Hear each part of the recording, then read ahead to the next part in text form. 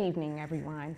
My name is Shareen Young Chavez, and welcome to our very first episode of From Disability to This Ability.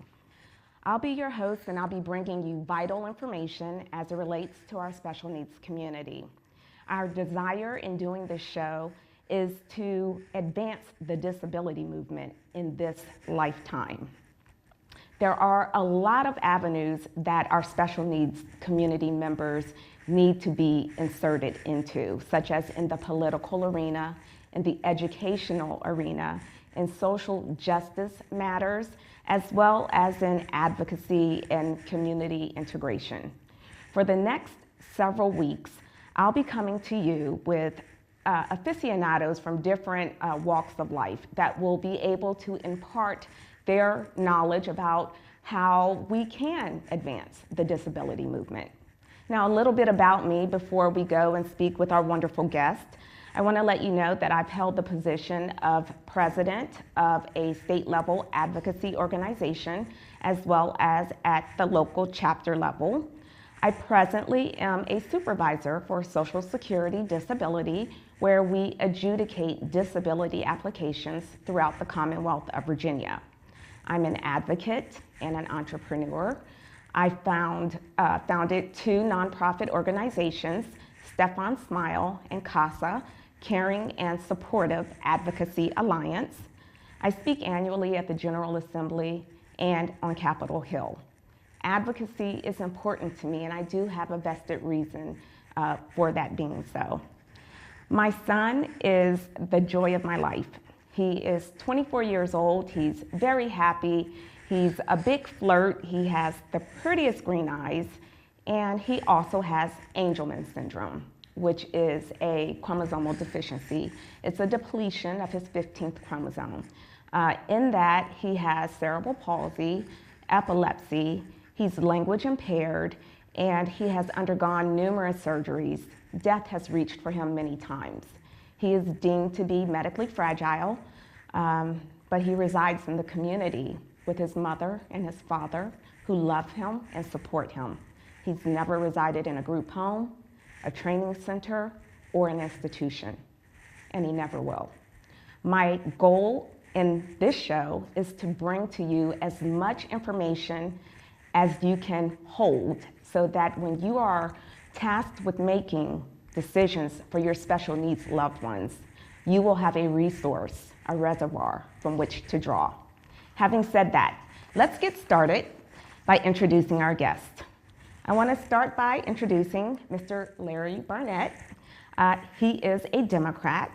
He's been a resident of Chesterfield County for nearly 30 years, and he's running for the Virginia House of Delegates 27th District. There are 21 precincts in the district, and all of them are within Chesterfield County. He has a very long history in working in the mental health services for over 31 years, and he's also known for his involvement with crisis intervention training, CIT training, for our police officers and first responders, teaching them how to approach individuals with a mental health impairment or an intellectual disability or developmental delay, or one who may be on the spectrum. He is vocal about his position on expanding health care for Virginians and his tolerance and acceptance for all, inclusive of our friends in the LGBTQ community. He's been out among the masses at the grassroots level, and he receives accolades and support from groups such as the Liberal Women of Chesterfield County. Lastly, it is worthy to note that Larry was raised in an atmosphere of service to country. Thank you for joining us, Larry. It's good to be here with you, Shareen. Thank you. Our next guest is Miss Jane Warrick. Jane Warrick is a single mother of two beautiful daughters. Katie is 25 and Kelsey will be 18 on Monday. Katie was born with a left hemisphere not fully developed, which left her with a right-sided hemiparesis. Katie is nonverbal. She is also with an intellectual disability, and she is with uncontrolled seizures. Jane has been an advocate for Katie from day one on every level imaginable. Kelsey is a senior at L.C. Byrd High School. In 2003, Jane opened a playground for Katie and friends at Huguenot Park in Chesterfield County. She worked tirelessly with many organizations since 2000 to raise money and awareness for the need of an inclusive playground where kids and adults with disabilities can come together and play as a family. Today, Jane works full-time caring for Katie, utilizing the services of ID Waivers' sponsored residential component. Jane does this so that Katie can remain an active part of her community while residing in her home, in her room, with her toys and her belongings. Katie is able to be surrounded by her mother and her sister who love and support her and are able to provide the care needed to ensure that Katie gets to experience her best life at her highest level of autonomy. Thank you for joining us, Jane. Thank you. And last, we have Ms. Heidi Lawyer. Heidi has served as Executive Director of the Virginia Board for People with Disabilities and Virginia's Developmental Disabilities Council since 2003. During her tenure, she has worked significantly to increase the board's involvement in and influence on public policy on the state level with a focus on ensuring full community inclusion for individuals with developmental disabilities. She began her efforts in disability advocacy and policy in 1992 after her oldest son, Danny, now 30, when he was diagnosed with autism. When Danny was 6, she filed suit against her local school board, which had denied him 2 hours a week of speech therapy over the summer. She won that suit in Federal Eastern District Court, with the court upholding a hearings officer's decision for 6 hours a week of therapy. This led to extended year services being more readily available in Virginia and other states for students with disabilities. Heidi previously served as deputy and then interim director of the Virginia Office for Protection and Advocacy, now the Disability Law Center of Virginia. She was a co-founder of the Autism Program of Virginia, now Commonwealth Autism, securing state funding for the program at a time when supports for children and adults with the diagnosis of autism was extremely scarce. She is active in numerous state-level task force work groups and committees related to services and policy issues affecting adults and children with disabilities. Heidi is serving her second year as a board member of the National Association of Councils on Developmental Disabilities and is currently the interim vice president. With all of her many titles, I'm sure she would say the most important one is that of mom. So thank you for joining us, Heidi. Thank you, Shareen. Glad to be here. Thank you so much. So we're just gonna jump in because we have so much information to cover and to get out. We wanna make sure that we do have time to do that. I wanna start with you, Mr. Barnett. Sure. If you could tell us, in your opinion, what is Chesterfield doing right as it relates to mental health services and crisis services for its residents?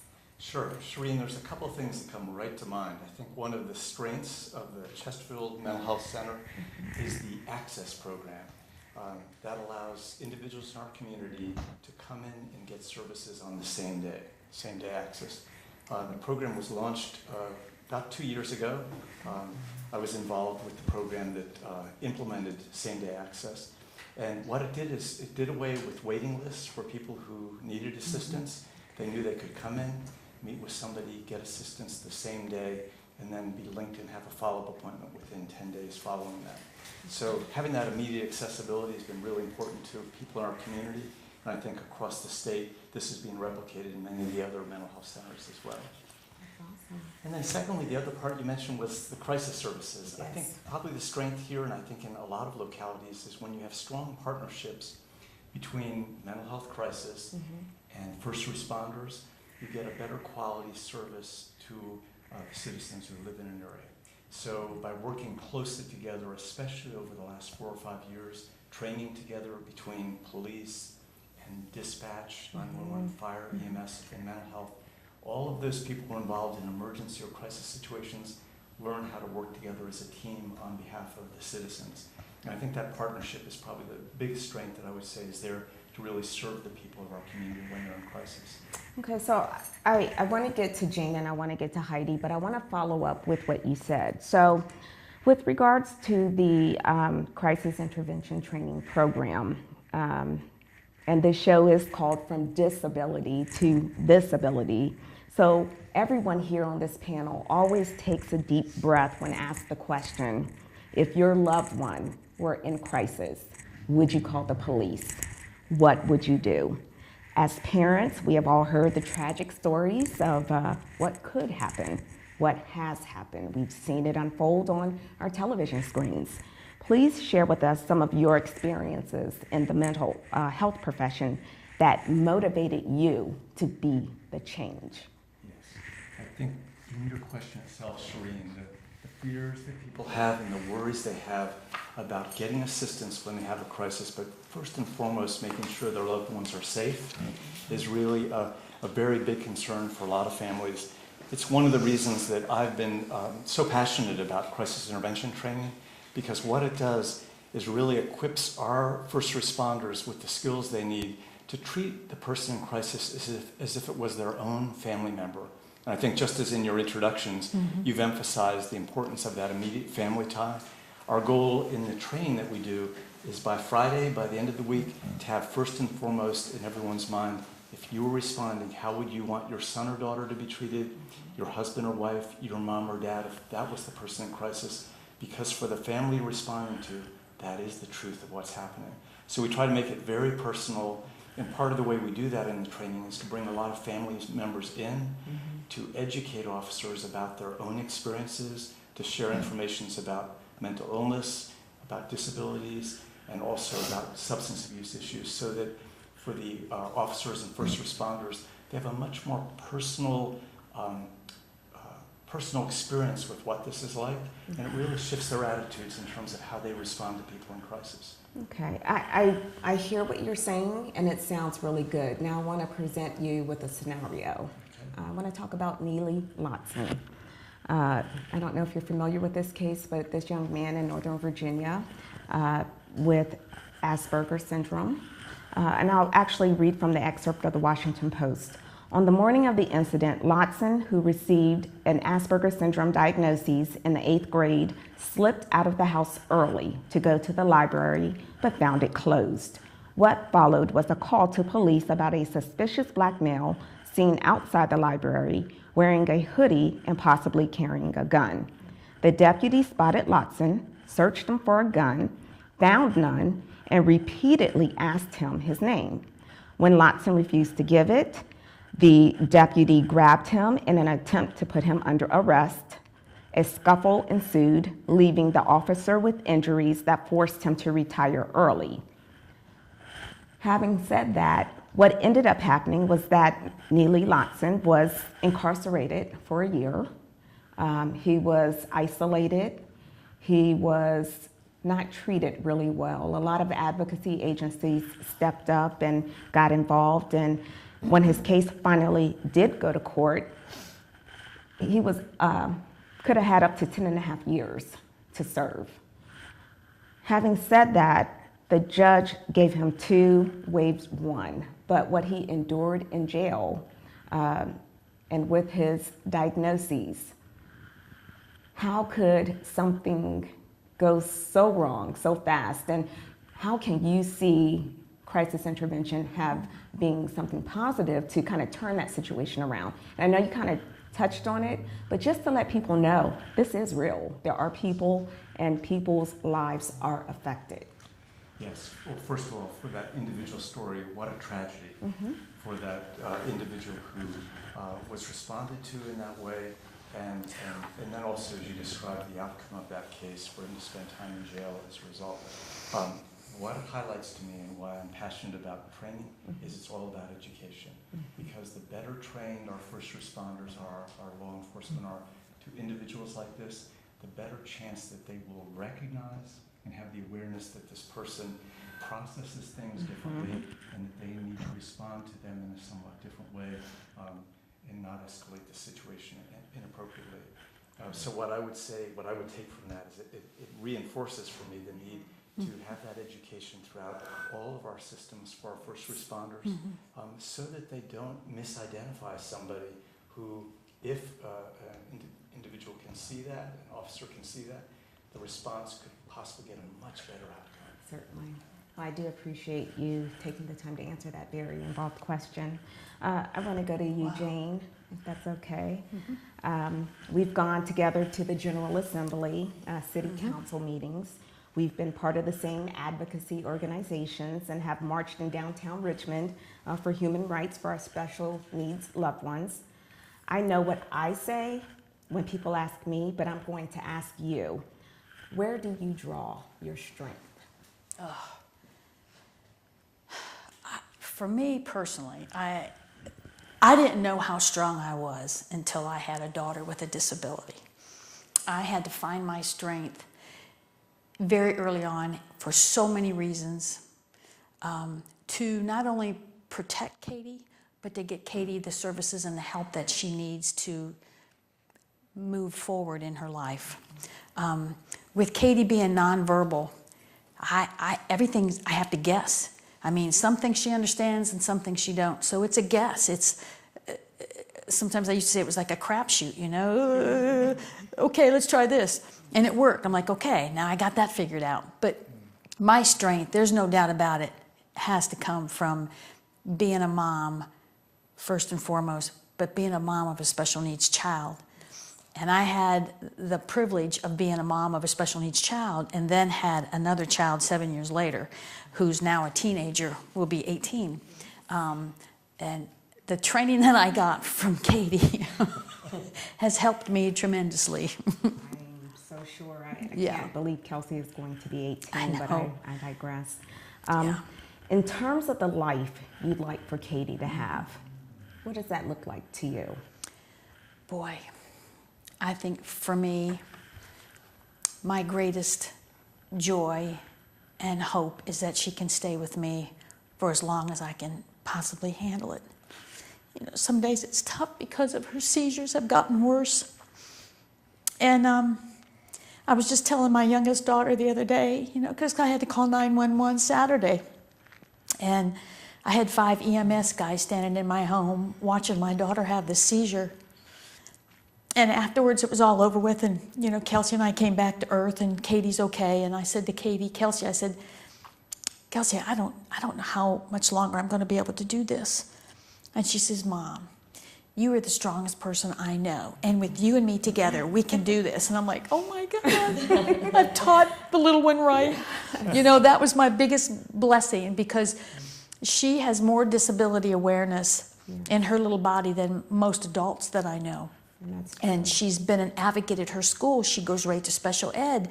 This year she's taken a young man to prom in special ed, because I've talked to her about that, you know, that these kids never get a chance to go. And so my strength comes in not only being a mom of a special needs kid, but watching Kelsey rise up to that, you know. That's what all kids need to do, is see that.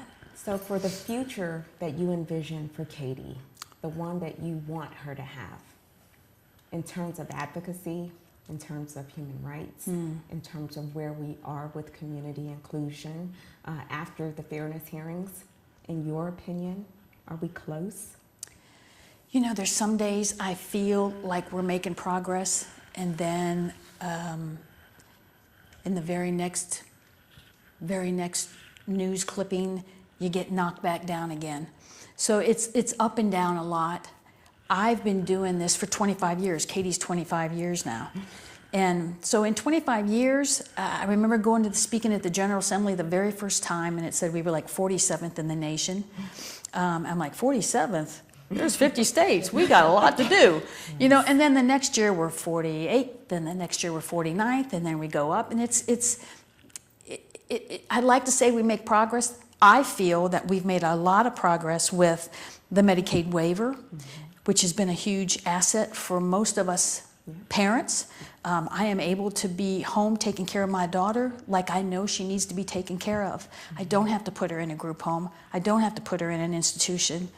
And like you, I will never do that. So having her at the house, taking her out in the community with me and being a part of our life and everybody else that I know. That's what I want for Katie. I don't want her to be put aside and forgot about, you know? That's just not in my makeup. It's not. You and I are often Yeah. right in front or right behind each other Yes, at the General Assembly exactly. or wherever we're needed. So Yeah. keep up the good work. Thank you. Heidi, I want to start with Danny.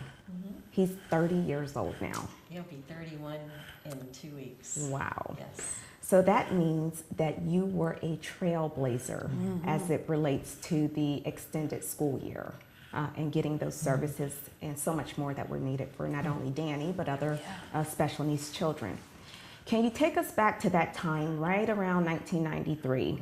What did special education and services look like then? And could you say we've come a long way, or would you say we've come a long way, but we have so much further to go? What do you have to say about that? I think I would say that we've come a long way, but we have a long way to go.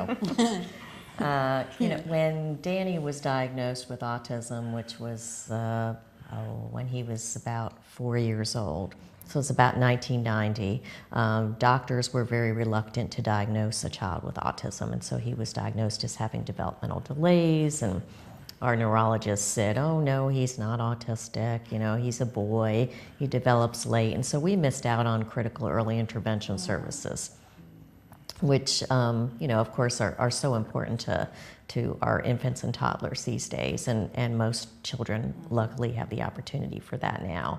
And we entered the school district in segregated programs and in a segregated preschool program. And my feeling at the time was, okay, how do you expect my child to learn to communicate or to develop proper social skills if he is in a room with other children who have no social skills, who aren't able to communicate? And so we really pushed for inclusion at that early age. We got him into a wonderful daycare center and asked for speech therapy to be delivered at that daycare center. So at the end of his preschool year, he had not developed language yet, and so we asked for our speech therapist to come to the daycare center for 2 hours a week. That was it. We only asked for 2 hours a week, and they turned us down. And so I just, you know, kind of got my ire up, and I didn't know who I was messing with at the time. I was, you know, I was new. He was my first child. I was new to advocacy. I didn't know anything, and I just thought, well, this is just not right.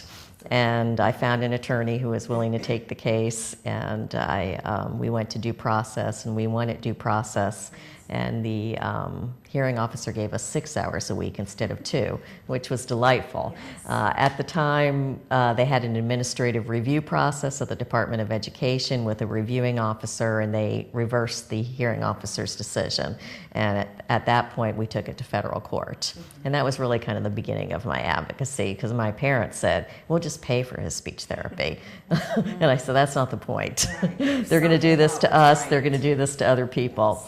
And so we did win the case. It did kind of open up the door for other children in Virginia. There were other cases in other states, but this was, and there have been cases since his, obviously, but it did help open the door to extended year services. We were very lucky. We had good transition services. A lot of those are still lacking for many, many children. My board just recently did an assessment of the disability services system focused on education and employment, and we have a lot of recommendations on how education services for children with special needs can be improved, both on a policy and practice level. So let me wrap this back around, and I'll put it on me first, and then I'll reflect and let you guys answer.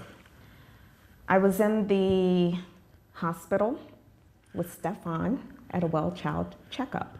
He was 6 months old, and the doctor tried to sit him up. He wouldn't sit.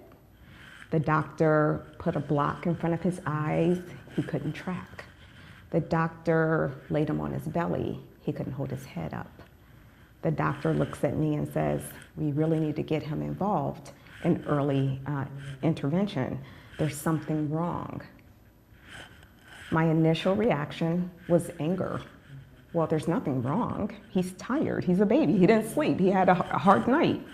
Well, if he couldn't do one or two things, maybe he had a hard night, but he pretty much failed everything.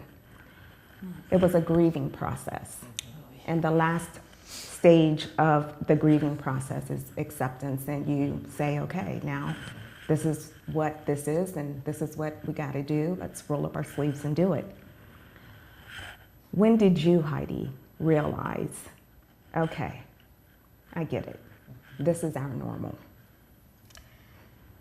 I think, well, he has a brother, Drew, who's a year younger. They're 12 months apart. And so when Drew started doing a lot of the developmental things that Danny wasn't doing, responding to commands and just mobility and communication, that's kind of when we knew something was wrong. And we had to really, really push to find out what was wrong. So I think that I went through various stages over the years and still do.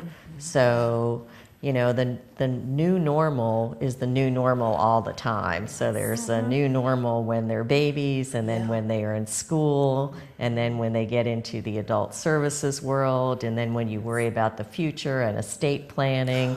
So there's constantly a new normal to have to think about. The acceptance part for me, I think, came very early, because I was grateful to have a diagnosis with which we could now pursue the services and to be able to tell people this is what's happening. My parents had a little bit longer stage of sort of the acceptance, and I remember for many years, even when Danny was close to middle school, them saying, okay, so when's he going to be able to have a regular conversation? I was like, wow. But for me and his dad, the normal started, it just was. It just was. You just deal with things as they come. So Jane, I'm going to throw that on you. Well, for me, I kind of learned to throw the word normal right out the window, because normal is, what is normal? I have no idea what normal is anymore. I live in such abnormal surroundings and stuff sometimes. My normal is different from definitely somebody else's. I've had to learn in my life, especially in the last 10 years, you got to have a plan A, a plan B, a plan C, and you better have a plan D just in case. So plan A, okay, that ain't going to work, you know. So you go to B, and we got to tweak that a little bit. We go to C. That's how I live my life. It's hard to plan anything. It's hard to explain what my normal is with my daughter who's got all these issues to my teenager who don't have issues. This is how we have to do it because of Katie. We can't go there because of Katie, you know. And it's really hard for me being in the middle, trying to be the do-all and the be-all for everybody.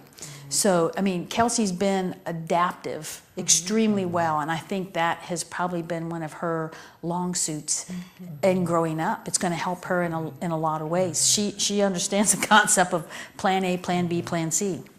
So, which is really a good thing. But yeah, normal.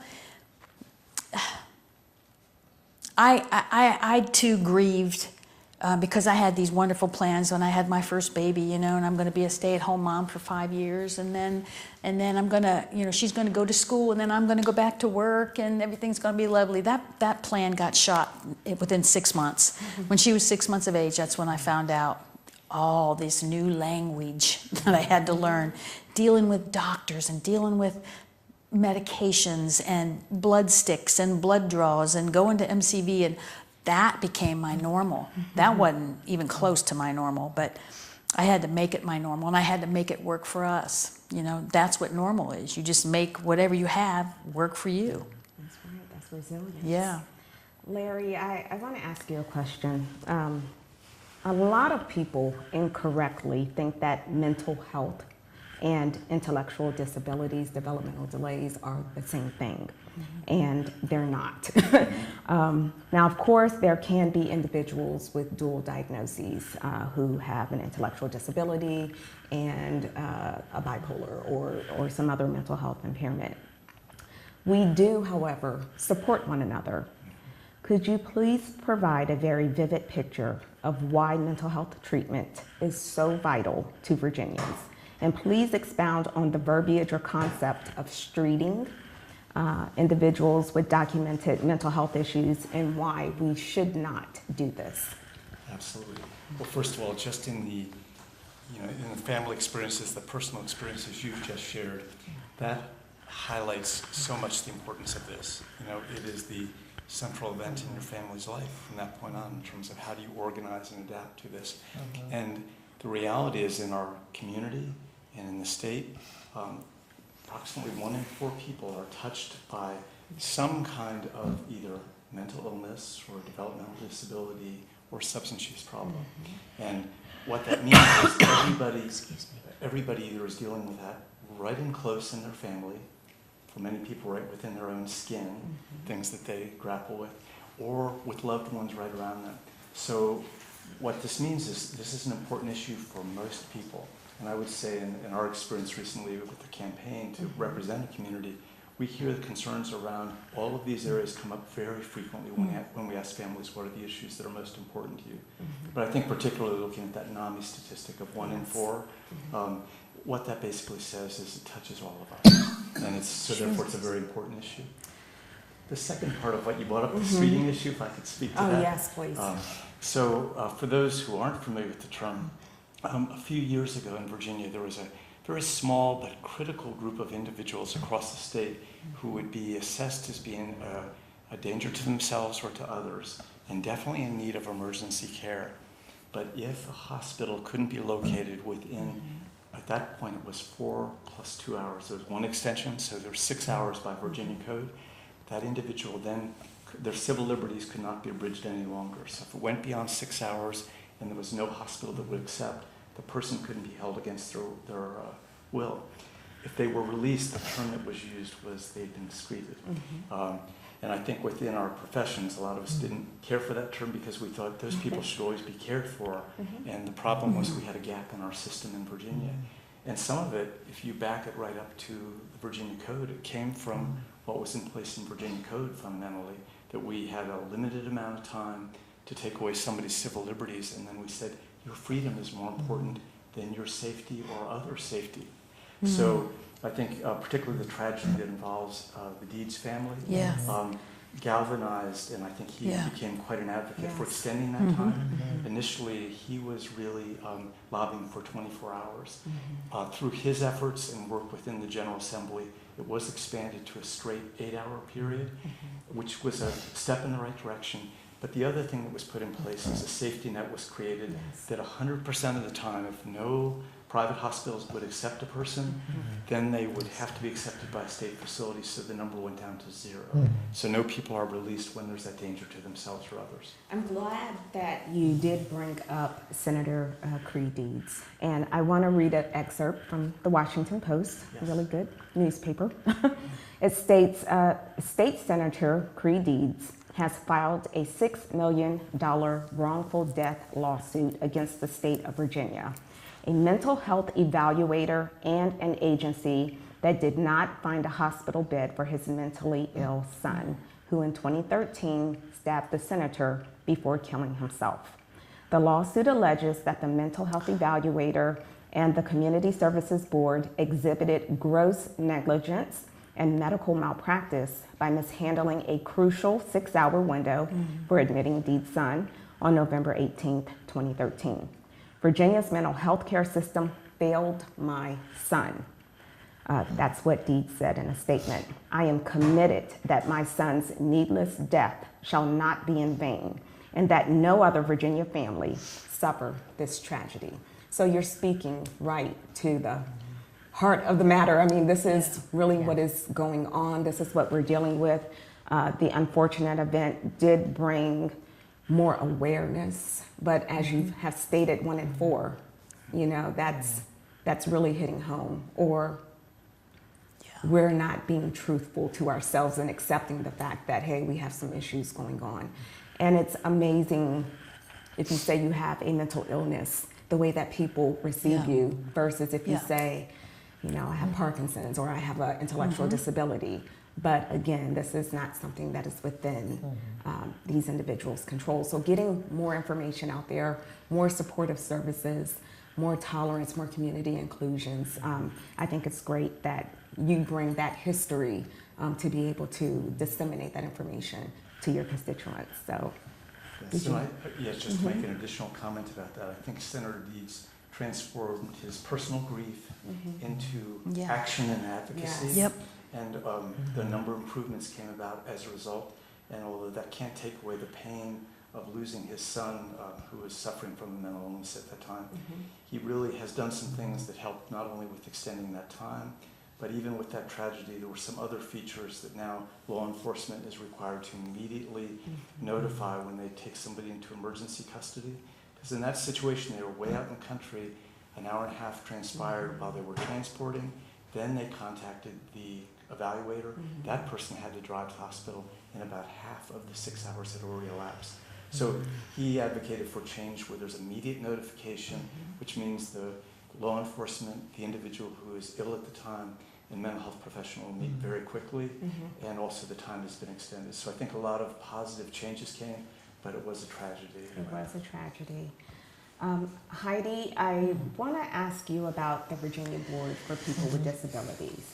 If you can tell us about the mission and the good works that are done there. Sure. So the Virginia Board, and I've been there since 2003, is a Developmental Disabilities Council.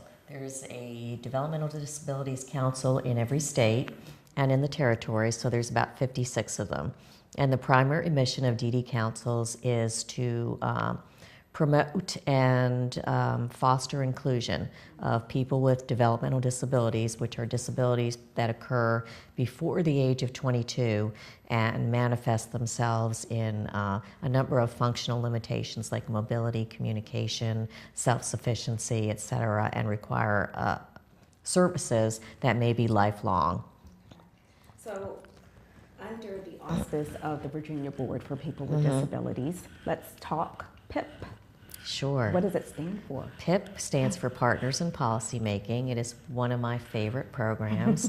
We do a lot of policy and advocacy work at the board. We also give out grants, but I think one of the most important things we do is our leadership and advocacy training for both youth and adults. We also do youth leadership training for high school students with disabilities.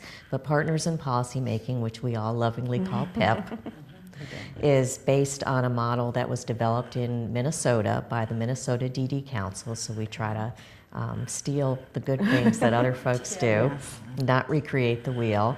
And it is, in Virginia, a 7-month-long advocacy and leadership training program for adults with developmental disabilities and for parents of young children with disabilities. So with saying that, I have to give myself a little pat on the back because I'm a 2013 graduate of Partners in Policy, and I think you did a little something there too. Yes. 2001. 2001, and 2001 grad. we were tasked with doing a project. Yes. My project was my first nonprofit foundation, Step on Smile, a disability advocacy organization. And Jane, I think you did a little something also. My little project. Your little, It was just a little project. something small. It was building a playground for Katie and Friends. Yes. That's what I named it, a playground for Katie and Friends. It's at Huguenot Park. Yes. And it's the first inclusive playground in Central Virginia. And people ask me all the time, well, what is an inclusion? What does a special needs playground mean? I said, well, it's a playground that has adaptive swings. It has a ramp structure. I'll never forget a 33-year-old woman in a wheelchair, never been to a playground before, always has been disabled since birth. She comes to my playground, and she's up on top of the ramp, and she's looking down, and she's crying. And I'm like, what's wrong? What's wrong? She goes, this is the first time I've ever got to look down at a playground. And I'm like, that is so cool. So young and old can come and utilize this playground. Parents, grandparents, I made sure that there were swings put around where they can sit there. A lot of kids can't sit on their own swing by themselves, but they can sit on grandma's lap while she's swinging. So I try to incorporate how I would want it to, for me, with my daughters. You know, like I have a 7-year-old and a 2-year-old at the time. And so I'm in two different worlds here, you know. Katie couldn't do anything while Kelsey's running around doing everything. And that sparked me wanting to do this playground in a big way, just to make it not only friendly for me and my family, but I know I'm not the only family out there. Well, So I can attest to that. You Yeah. know that Stefan and I, we go out there all the time. We've partnered together Yeah, and we've yeah. done cleaning projects, and we just have a wonderful friendship. Our kids are, Yeah. they've been classmates, they've Yeah. been friends, they're in their 20s. Yeah. I don't even want to talk about it, but we've just been through so much together. So I think that that's really awesome. And again, it's the first inclusion playground Yeah. where? it's at Huguenot Park, Okay. and it's in Chesterfield County. Yes. But yeah, since we built that playground, there's like 6 more playgrounds that have spawned up throughout the Richmond area, which has really blessed me, because that's been my point. I'll do this first one, but I did the hard work. Take this prototype and go and build and make them bigger, make them better. Just make them. You know, that was And my you've heart. helped other PIP Yeah. Students to Absolutely. try to do the same In their program. area. Yes. Yeah. So we always pay it forward. And Absolutely. Heidi is like, I'm looking at you and I'm like, you must feel like a proud mom when you see some of the do, things that absolutely. people. And your playground was complete, I think, when I came to the board. Yeah. So I can't take credit for you, but I can You can ride on the take credit for coattails. all the people that you have influenced, and it is Yeah. true. Our PIP grads do wonderful things. They end up on boards of supervisors Right. and school boards and my board, and on all kinds of task force, and Yes. testify before Congress. Yeah.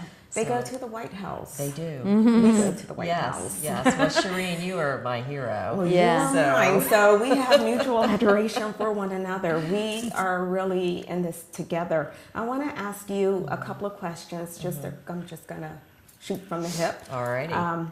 Is there a current PIP class in session? There is, yes. Okay. We started, in fact, last weekend was our first PIP class of this year. And how long is the Yay. cycle? It'll be till April 7th. Okay, and when is the next class? The Is it- next one, unfortunately, will be probably 2019 and 20. Okay. Our board is federally funded. Okay. We get about $1.5 million a year in federal funds. We've gotten the same amount of funding for 15 years. Okay. And so, unfortunately, that means that we've had to move to an every other year cycle of training and every year cycle of grants, so that we can Certainly. continue Yeah. to do all the work that is so important within limited resources. Now, you said that the people who can apply are either parents of children with Yes. special needs or self-advocates, Correct. individuals who That's have right. special needs themselves. Yes. What does the application process consist of?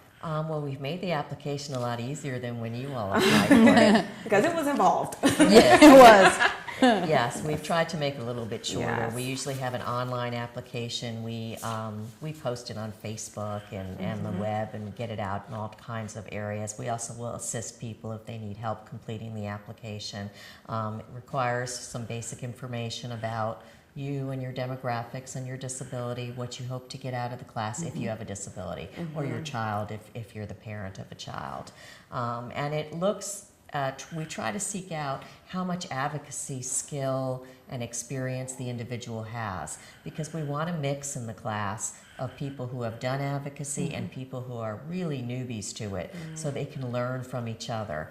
And one thing we hear a lot, and this always means so much to me, is that often the parents of the children with disabilities, because most of them are young children, have not met adults with disabilities. And they become so overwhelmed and learn so much from the adults, and they see that their child is going to be okay, and they can accomplish things. And look, I would not have thought this person with these severe medical disabilities, perhaps using a trach and a wheelchair and getting nursing care, and here this person is testifying before the General Assembly. Exactly. So Yeah. this Because is really we have to cool. do that. We have those mock sessions where Yeah. we do speak before the General Assembly.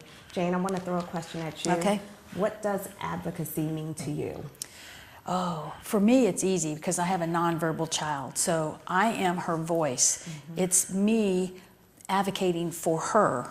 And in return, when I advocate for my child, I'm also, I like to think I'm empowering another mom, another dad to do the same thing for their child. So it kind of like spreads. You just spread it through. But advocacy is just, it's a daily thing for me. It's a way of life now.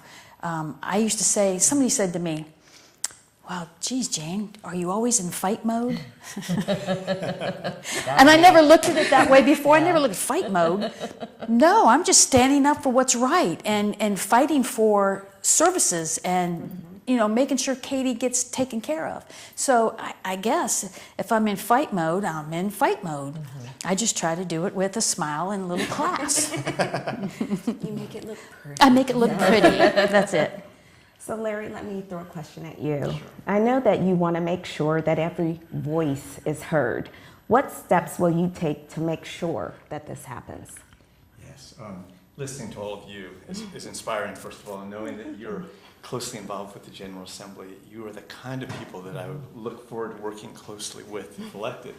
And the reason is I want to be open to hearing what people have to say and making sure that as a representative, I'm accurately getting what's important to the people who live in the community and standing up for them and being an advocate and being a voice. So in some ways what you were describing in terms of the work you've done for your family and then by extension for the community is a similar theme for me as a representative. I see this as stepping up to do public service and to be the voice for many people, and especially for the individuals who don't have a voice, to make sure that they're not left out, but that there's a place where their story can be heard by their family members and loved ones, and that I would not only be open and available to hear that, but also would be an advocate and really to try to bring forward things that are important to those families in our community.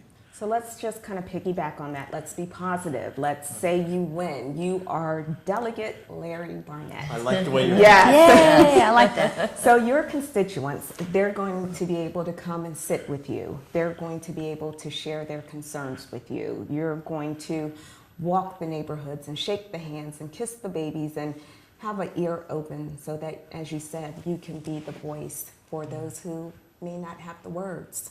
Is Absolutely. that correct? Okay. You're right on it. For me, it is all about the people. And so even in the process of running a campaign, the best feature of it has been meeting so many people in the community and having conversations on a wide range of topics and hearing what's important to people, what individuals struggle with. And for them, what I let them know is if elected, I will continue to be there as a person who will be accessible and responsive to you. So yes, I would look forward to that. Well, we are definitely wishing you the best. That's all we can say right now, but we are definitely wishing you that. Jane, let me throw you a question. Trailblazer, warrior, or Obi-Wan Kenobi? How would you define yourself? Definitely a warrior. Okay. Definitely a warrior. Trailblazer, trailblazer. Obi Kenobi, I think I'm a little bit of that too. I think all the above. Okay. I think as a mom of a special needs child, or sometimes just a mom in general, you have to wear a lot of hats. You do. I have to wear a lot of hats. So I'll take that. I'm a little bit of everything. I'm a mixture. And that's really good. Heidi, Olmsted. Yes. What does that mean to you? Are we close? We're not as close as I would like us to be. Okay. I think that we've made a lot of good progress thanks to people like you, Shareen, and your involvement in the Department of Justice settlement agreement, the consent decree. I was on the original task force when they developed an Olmsted plan for Virginia that looks at, of course, serving people in the most integrated setting possible. I think it was like a 200-page plan. It was kind of ridiculous. And I honestly, on the positive side, I did not think I would live to see one of our training centers close. But we have. Yeah. But we have. And for people who don't know what a training center is, it's a large state-administered institution for people with intellectual disabilities. We had 5 of them. At the time of the Department of Justice settlement agreement, there were, I believe, 1,100 people plus in those 5 training centers. We are now, I think, as I heard last week, I believe the census is under 250. Yes. There are 2 more facilities set to close, one this year, one in 2020, with only 1 remaining open. So that's great. On the other hand, we still have 12,000 people waiting for services who don't have access to one of our home and community-based waivers. We do have a redesign in the waiver. that is allowing more people to access, well, I don't know about more people, but it provides services based on need versus diagnosis, which is excellent. But it's going to take a while before the implementation goes really smoothly. I want to piggyback really quickly, home and community-based services. Can you just briefly speak about that for our viewers who may not be familiar with that term? Sure. So home and community-based waivers are put out by the federal government as an alternate to institutionalization. So rather than having your son or daughter placed in a facility, an institution, you have the option to waive institutional services and receive home and community-based services to keep your child in the home the way all three of us have. And it's kind of ironic that you have to waive the right to an institution versus having the right to community-based care. Let's talk dollars and cents really, really briefly, because I want to hit a couple more questions to Jane and Larry. Someone who is medically involved, someone who is medically fragile, does it fiscally make sense to place them in an institution or to give them the supports that they need, just looking at the dollars and cents of it? With my son, for example, he is extremely medically involved, medically fragile, has had every kind of surgery from brain to back to reconstructive everything. But again, we have actually turned our downstairs into a hospital rather than putting him in an institution. And still with that exorbitant cost, is it not exponentially less than it would be, one would presume, if you were placed in an institution where you are required to have service providers 24 hours? So the average cost of a training center at this point, I believe, is about $262,000 a year per person. In Massachusetts, I know when they got close to closing them and there were only a few people left, it ended up being $700,000 per person. So yes, in the aggregate, it is much less expensive to serve people in the community. That doesn't mean there won't be people with very expensive needs being served in the community, but they're in their homes, they're with their loved ones, they are participating in the community, they're getting more personalized care. So, you know, you can't just make it a dollar and cents argument, because you're not always going to win that argument if you look beyond the aggregate. In the aggregate, yes, it is going to be much less expensive to serve people in their homes or with their families.